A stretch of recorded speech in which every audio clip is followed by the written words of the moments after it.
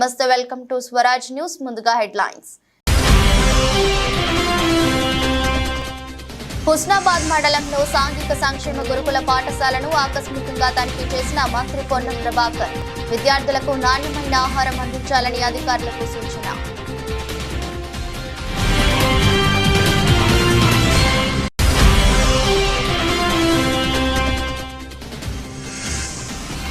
జాతీయ చేనేత దినోత్సవం సందర్భంగా నేతన్నలపై సీఎం చంద్రబాబు వరాల చెల్లు. నెలలో ఒక్కరోజైనా చేనేత వస్త్రాలు ధరించాలని ప్రజలకు పిలుపు.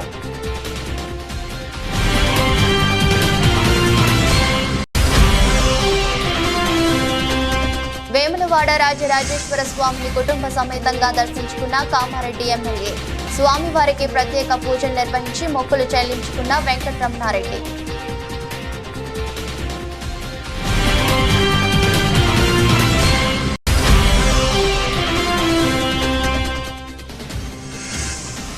అధర్మ యుద్ధంతో చంద్రబాబు తన నైజాన్ని చూపిస్తూ రాజకీయ విలువలను మరింత దిగజారుస్తున్నారు. చంద్రబాబుపై మాజీ సీఎం జగన్ విమర్శలు.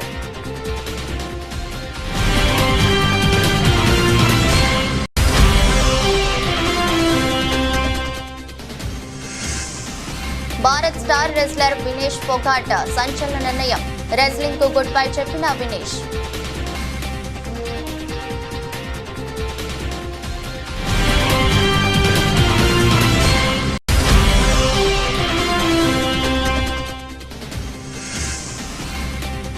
బంగారం కొనుగోలు చేయాలనుకునే వారికి శుభవార్త. భారీగా తగ్గిన బంగారం ధర.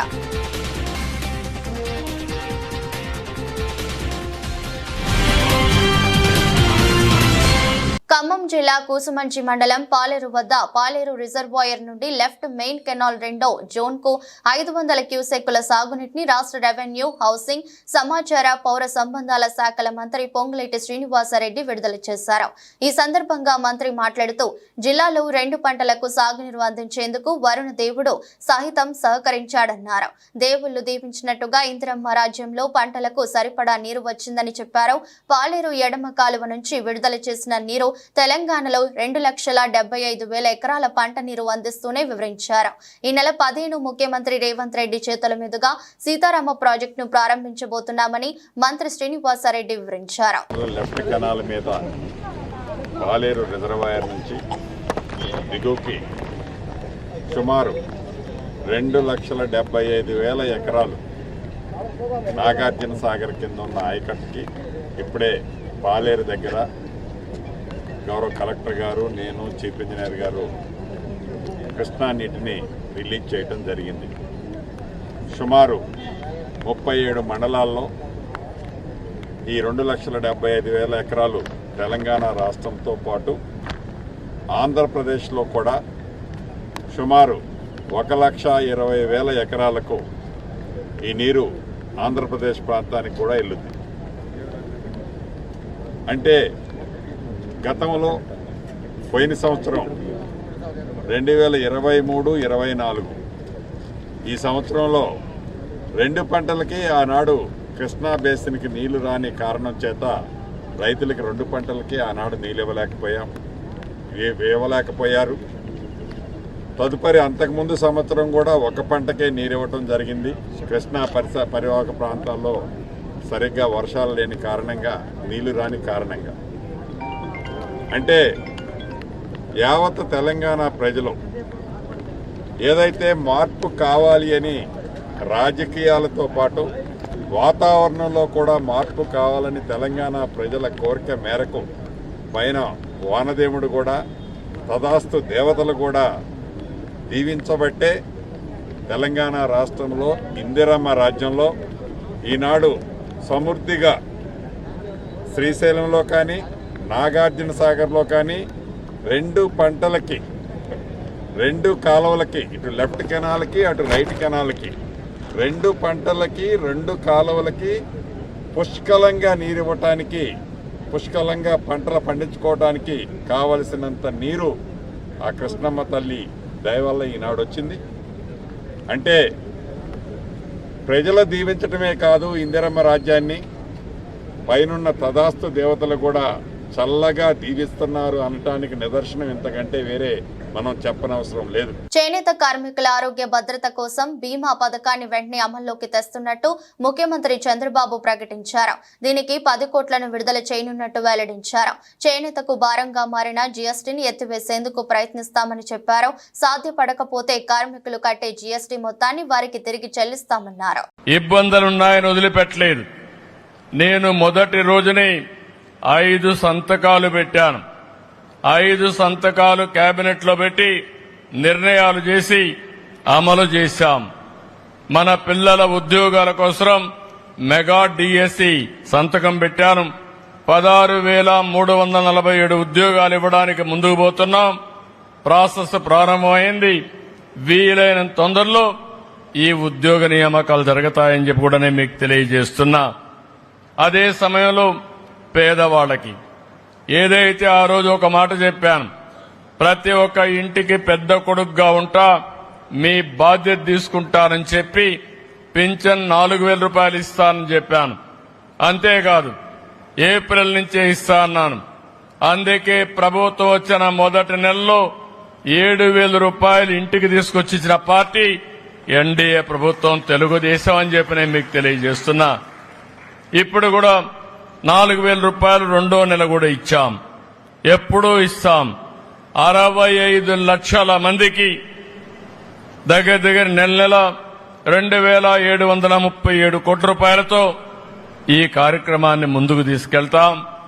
ఇది మీరు చూసి సంవత్సరానికి 33,000 కోట్ల రూపాయలు ఖర్చు పెడుతున్నాం. సిద్దిపేట జిల్లా హుస్నాబాద్ మండలం జిల్లెళ్లగడ్డలోని సాంఘిక సంక్షేమ గురుకుల పాఠశాలను జిల్లా కలెక్టర్ మిక్కిలినేని మను చౌదరితో కలిసి మంత్రి పొన్నం ప్రభాకర్ ఆకస్మికంగా తనిఖీ చేశారు.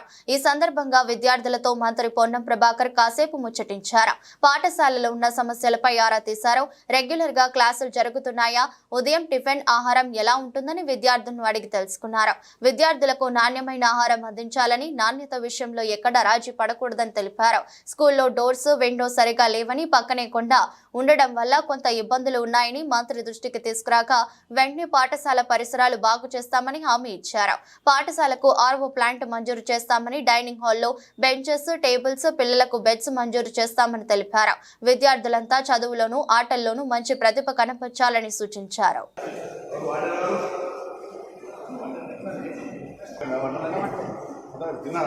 ఇంకా స్టార్ట్ అయితే సార్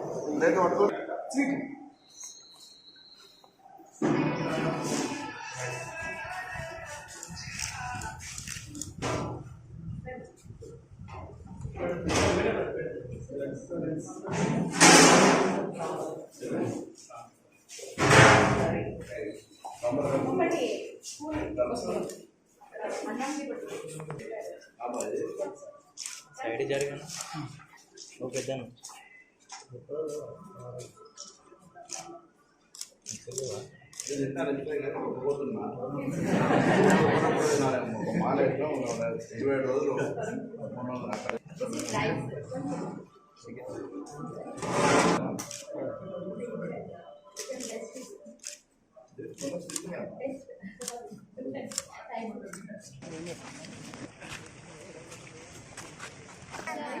వస్తున్నా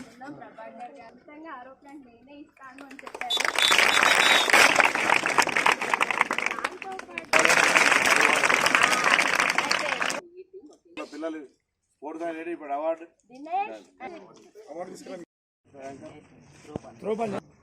చాలా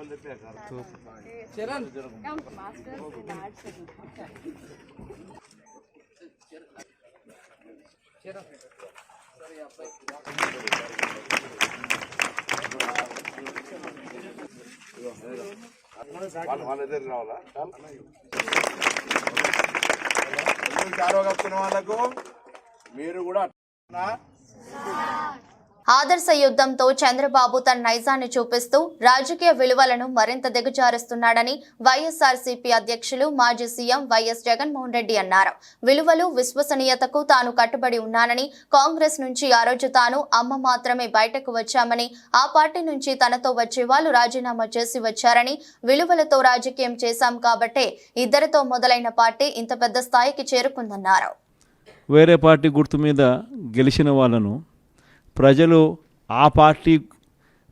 వాళ్లకు ఓట్లు వేసింది ఆ పార్టీ గుర్తును చూసి, ఆ పార్టీ పేరు చెప్పి, ఆ పార్టీ గుర్తును చూసి, ఆ పార్టీ తరపున వెళ్ళి ఓట్లు అడిగిన తర్వాత, గెలిచిన తర్వాత అటువంటి వాళ్ళను మనం ముఖ్యమంత్రిగా ఉన్నాం కదా, పోలీసులు మన చేతుల్లో ఉన్నారు, అధికారులు మన చేతుల్లోనే ఉన్నారు, డబ్బులు మన దగ్గర దండిగా ఉన్నాయి కాబట్టి ఆ డబ్బులు మనం ఖర్చు చేసి మనం ఎటువంటి పరిస్థితుల్లో అధర్మంగా అయినా కూడా మనం గెలిచాలి కదా అని ఆలోచన చేసి అదే కార్యక్రమం ముఖ్యమంత్రిగా ఉన్న వ్యక్తిగా మనం చేసి ఉంటే అది ధర్మమేనా? అధర్మంగా యుద్ధం చేసే కార్యక్రమంలో భాగంగా మన పార్టీ తరపు నుంచి ఎవరైతే గెలిచినారో వాళ్ళందరికీ ఫోన్లు చేయడం, లేదా వాళ్ళ దగ్గరికి మనుషులను పంపించడం, నీకు 5 లక్షలు ఇస్తా, నీకు 10 లక్షలు ఇస్తా, వస్తావా అని పిలవడం, అడగడం, ఎంత మటుకు అంటే రాజకీయాలలో విలువలు అనేటివి పూర్తిగా అట్టడుగు స్థానంలోకి తీసుకొని పోయే కార్యక్రమం జరుగుతూ ఉంది. నేనైతే నా జీవితంలో రాజకీయాలు నేను అట్టే చేశాను. నేను కాంగ్రెస్ పార్టీ నుంచి బయటకు వచ్చినప్పుడు వెనక్కి తిరిగి చూస్తే నా వెనకాల ఎవరు లేరు. నేను మా అమ్మ ఇద్దరమే బయటకు వచ్చింది. నాతో పాటు కొంతమంది ఎమ్మెల్యేలు వస్తామంటే కూడా నాతో పాటు రావాలనుకున్న ఎవరైనా కూడా రాజీనామా చేసి రావాలా అని చెప్పిన. ఈరోజు అక్కడి నుంచి మొదలు పెడితే కేవలం ఇద్దరం పార్టీ నుంచి బయటకు వచ్చి మొదలు పెడితే ఈరోజు దేవుని దయతో ప్రతి అడుగులోనూ కూడా విలువలతో కూడిన రాజకీయాలే చేశాము, విశ్వసనీయతతో కూడిన రాజకీయాలే చేశామని గర్వంగా తలెత్తుకొని కూడా చెప్పగలుగుతాం. ఎందుకు మొన్న ఎలక్షన్లే 2014 ఎలక్షన్ మీ అందరికీ గుర్తుండే ఉంటుంది. మనం ఓడిపోయాం ఆ ఎలక్షన్. ఓడిపోయేటప్పుడు కూడా నా దగ్గరికి చాలామంది వచ్చినారు, మన వాళ్ళే నా దగ్గరికి కూడా వచ్చినారు. మన మంచి కోసమే చెప్పారు, నా మంచి కోసమే చెప్పారు. అన్న చంద్రబాబు నాయుడు ఇష్టం వచ్చినట్టు అబద్ధాలు ఆడుతూ ఉన్నాడు, రైతులకు రుణమాఫీ అంటూ ఉన్నాడు, మహిళలకు రుణమాఫీ అంటూ ఉన్నాడు, ఇంటింటికి ఉద్యోగం అంటున్నాడు, ఉద్యోగం ఇకపోతే 2000 అంటున్నాడు,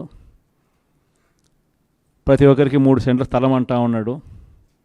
ఈయన చంద్రబాబు నాయుడు అంటూ ఉన్నాడన్నా, మనం కూడా అనకపోతే ఎట్టా, మనం కూడా రైతులకు రుణమాఫీ చేయకపోతే చేస్తామని చెప్పకపోతే ఎట్టా, ఫస్ట్ చెప్పేసేయండి నా, మళ్ళీ సంగతి మళ్ళీ చూస్తాము అని నాతో కూడా చెప్పినారు. కానీ చెయ్యలేనిది, జరగనిది చెప్పడానికి మీ జగన్ ఇష్టపడలా. రాష్ట్రంలో ఎంబీబీఎస్, బీడీఎస్ ప్రవేశాలకు సంబంధించి ప్రభుత్వ విడుదల చేసిన జీవో 33 బాధిత విద్యార్థుల తల్లిదండ్రులు బీఆర్ఎస్ ఎమ్మెల్యే హరీష్ రావుతో సమావేశమయ్యారు. ఈ సందర్భంగా ప్రభుత్వ అనాలోచిత నిర్ణయాల వల్ల తమ పిల్లలు వైద్య విద్య చదివే అవకాశాలు కోల్పోతున్నట్లు హైదరాబాద్, వరంగల్, ఖమ్మం జిల్లాకు చెందిన పేరెంట్స్ ఆందోళన వ్యక్తం చేశారు. 4 ఏండ్ల నిబంధనల వల్ల తెలంగాణలో పుట్టిన పిల్లలు తెలంగాణలో స్థానికేతరులు కావడం బాధగా ఉందని పోయారు. ప్రభుత్వ నిర్ణయం వల్ల స్వరాష్ట్రంలో తెలంగాణ బిడ్డలు ఎంబీబీఎస్, బీడీఎస్ చదివే అవకాశం కోల్పోతున్నారని ఆగ్రహం వ్యక్తం చేశారు. తమకు న్యాయం జరిగేలా చూడాలని, ప్రభుత్వంపై ఒత్తిడి తీసుకురావాలని కోరారు. తెలంగాణ విద్యార్థులకు తీవ్ర నష్టం చేసే 33 జీవోపై పోరాటం చేస్తామని హరీష్ రావు వారికి హామీ ఇచ్చారు. విద్యార్థుల భవిష్యత్ దృష్ట్యా న్యాయ పోరాటానికై సైతం వెనకాడబోమని స్పష్టం చేశారు. తల్లిదండ్రులు, విద్యార్థులు ఆందోళన చెందవద్దని, ఈ విషయంలో బీఆర్ఎస్ పార్టీ అండగా ఉంటుందని భరోసానిచ్చారు. ప్రభుత్వం ఇప్పటికైనా స్పందించి తెలంగాణ పిల్లలకు అడ్మిషన్ల కోసం స్థానికతను నిర్ధారించడానికి కొత్త విధానం రూపొందించాలన్నారు. ప్రభుత్వ ప్రధాన కార్యదర్శి ఇతర ఉన్నతాధికారులతో ఒక హై లెవెల్ కమిటీ వేయాలని డిమాండ్ చేశారు. తెలంగాణ విద్యార్థులకు అడ్మిషన్స్ విషయంలో అన్యాయం జరగకుండా చూడాలన్నారు. మేడ్చల్ మండలంలో రావల్కోల్ గ్రామంలో గంగపుత్ర సంఘం భవనాన్ని మాజీ మంత్రి మేడ్చల్ ఎమ్మెల్యే చామకూర మల్లారెడ్డి ప్రారంభించారు. ఈ సందర్భంగా మల్లారెడ్డి మాట్లాడుతూ, ఒకప్పుడు రావల్కోల్ గ్రామం అంటే దుమ్ము ధూళితో గ్రామ ప్రజలందరూ ఇబ్బందులు పడేవారని, నేను మంత్రిగా ఉన్నప్పుడు గ్రామంలో సీసీ రోడ్లు వేయించడం జరిగిందన్నారు.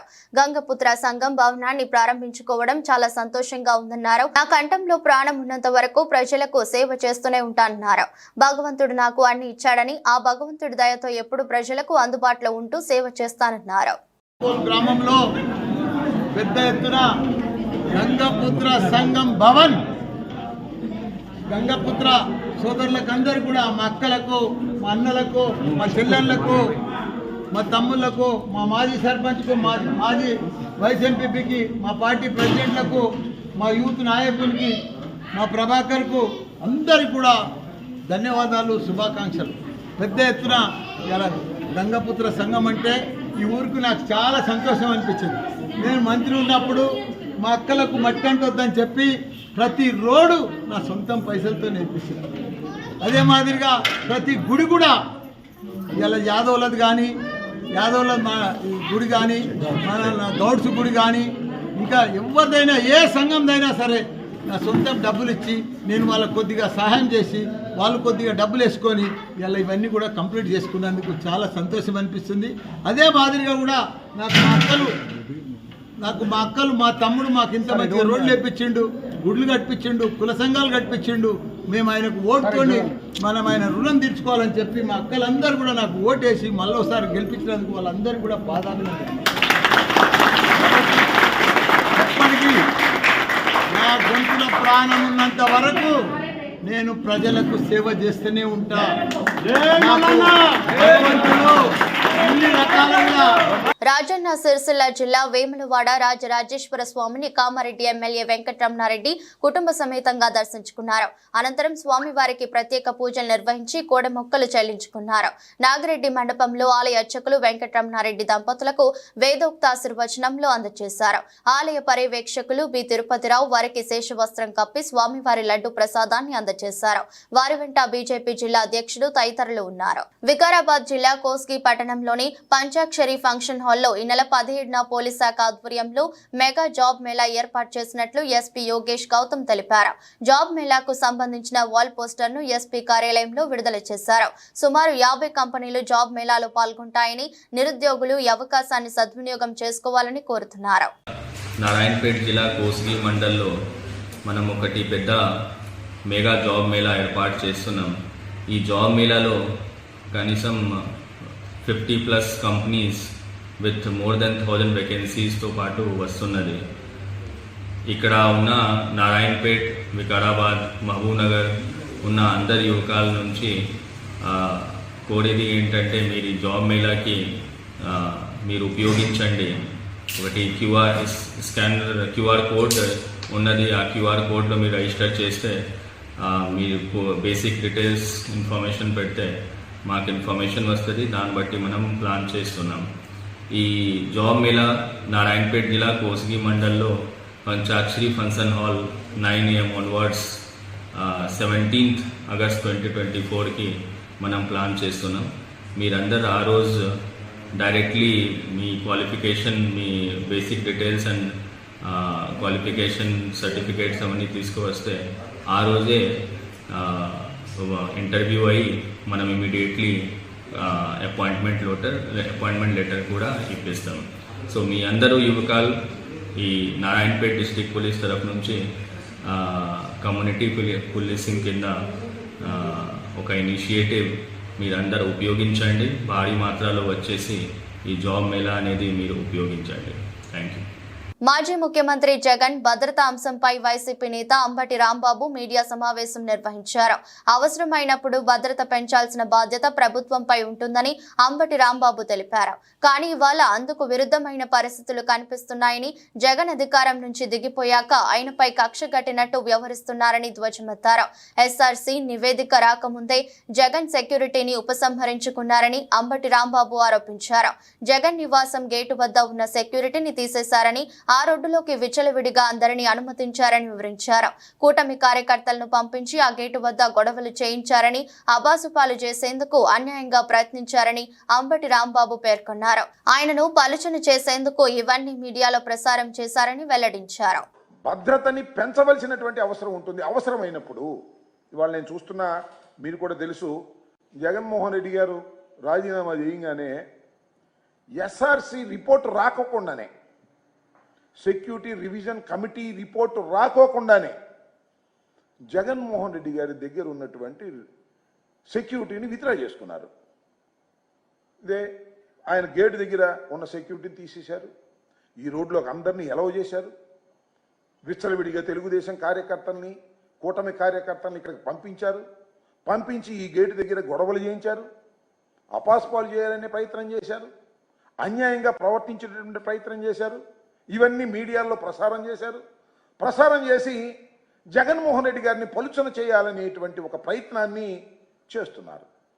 మీరు చూసే ఉంటారు, జగన్మోహన్ రెడ్డి గారి ఈ ఓటమి పాలైన తర్వాత ఇప్పుడు ప్రజెంట్ స్పీకర్ గారి దగ్గర ఒక ఆయన మాట్లాడుతూ ఉన్నాడు. జగన్మోహన్ రెడ్డి గారు ఓడిపోయాడు కానీ చచ్చిపోలేదు, చచ్చిపోతే తప్ప ఈ పార్టీ ఆ పార్టీ నాశనం కాదు అనేటువంటి మాట మాట్లాడిన తర్వాత మళ్ళా మీరు సెక్యూరిటీని తగ్గించేటటువంటి ప్రయత్నం చేస్తున్న తర్వాత ఆయన భద్రతను గాలికి వదిలేసి ఏదో ఒక విధంగా ఆయనకి ప్రమాదంలోకి నెట్టివేయాలనేటువంటి ప్రయత్నం మీరు చేస్తున్నట్టుగా చాలా స్పష్టంగా అర్థమవుతున్నటువంటి అంశమని ఈ సందర్భంగా నేను చెప్పదలుచుకున్నాను.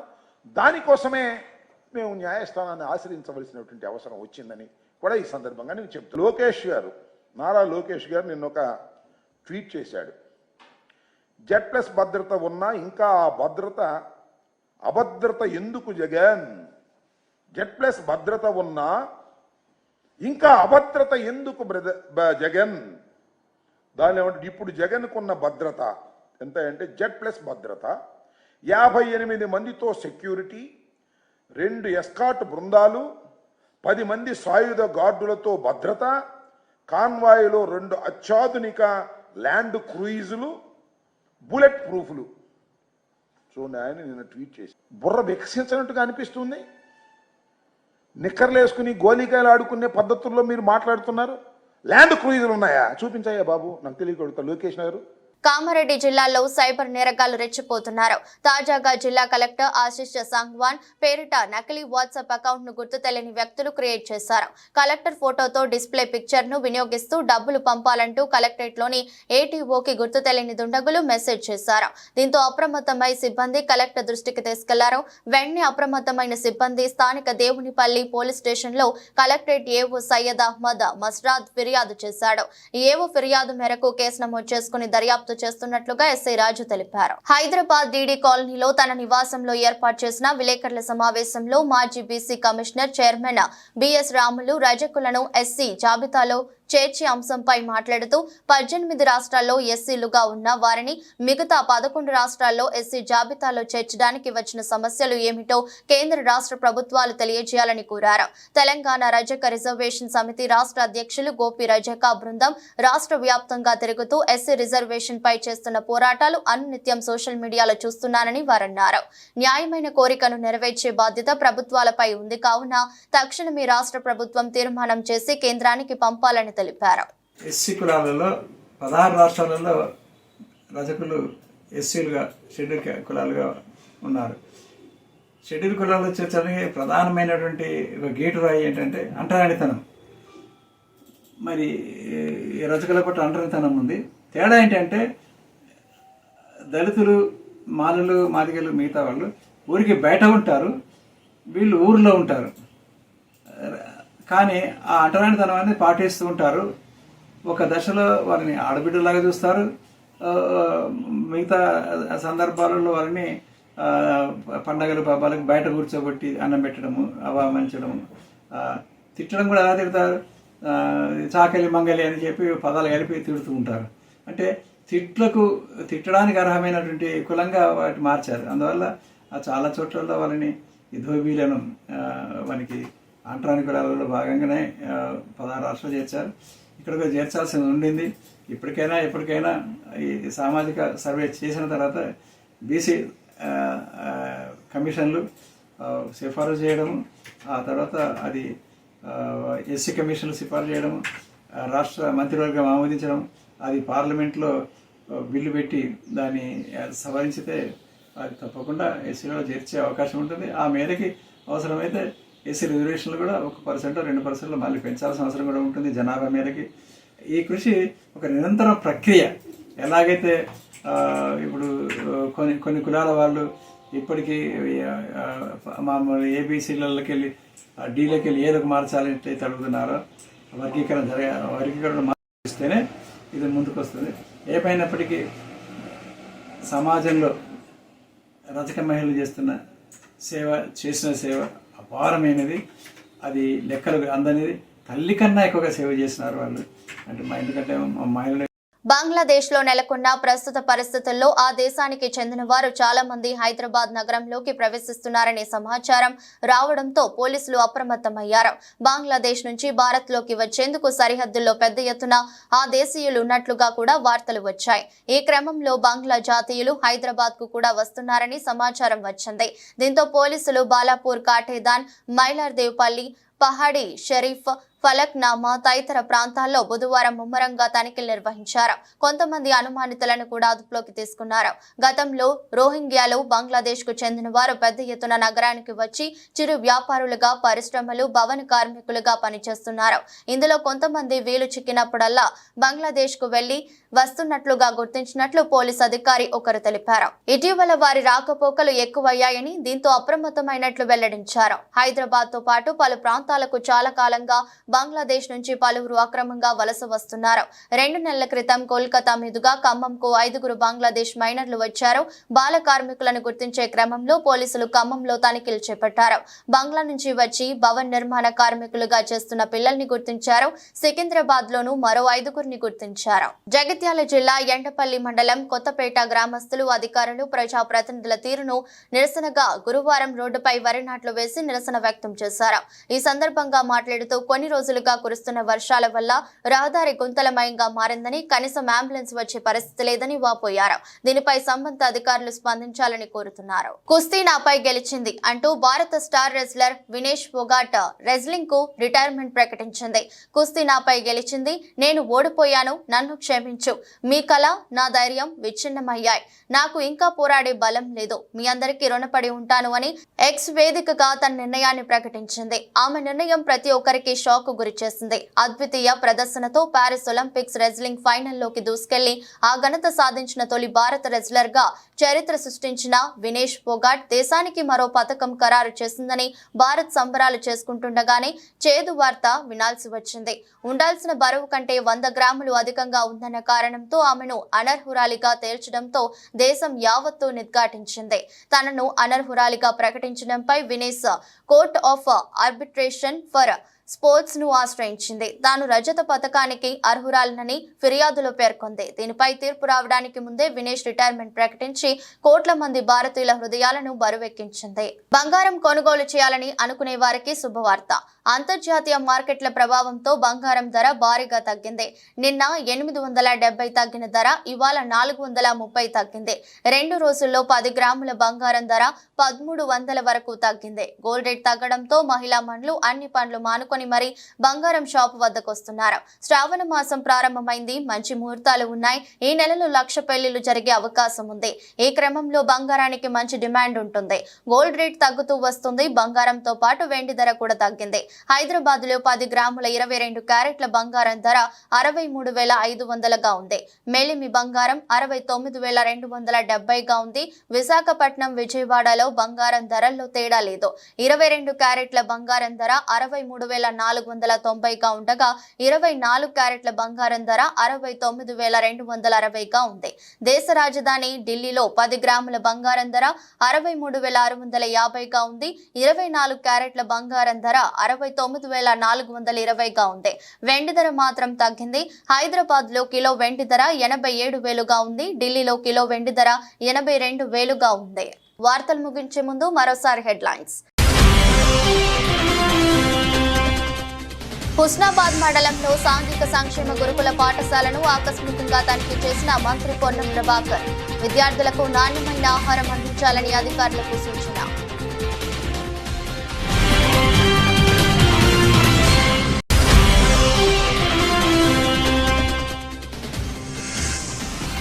జాతీయ చేనేత దినోత్సవం సందర్భంగా నేతన్నలపై సీఎం చంద్రబాబు వరాల చెల్లు. నెలలో ఒక్కరోజైనా చేనేత వస్త్రాలు ధరించాలని ప్రజలకు పిలుపు.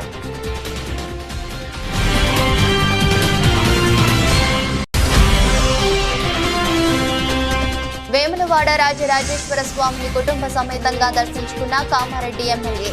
స్వామివారికి ప్రత్యేక పూజలు నిర్వహించి మొక్కులు చెల్లించుకున్న వెంకటరమణారెడ్డి.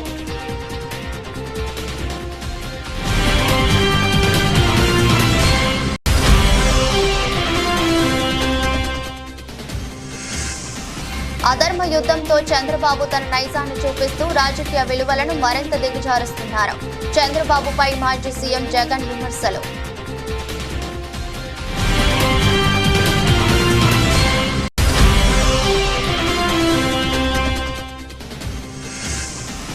భారత్ స్టార్ రెజ్లర్ వినేష్ ఫోగాట్ సంచలన నిర్ణయం. రెజ్లింగ్ కు గుడ్ బై చెప్పిన వినేష్.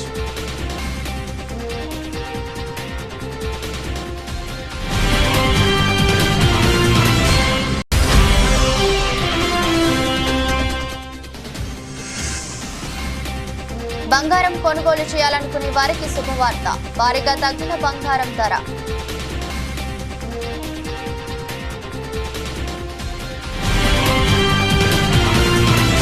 ఇది రోజు బులెటిన్. మరో బులెటిన్లో మళ్ళీ కలుద్దాం. అంతవరకు సెలవు. నమస్కారం.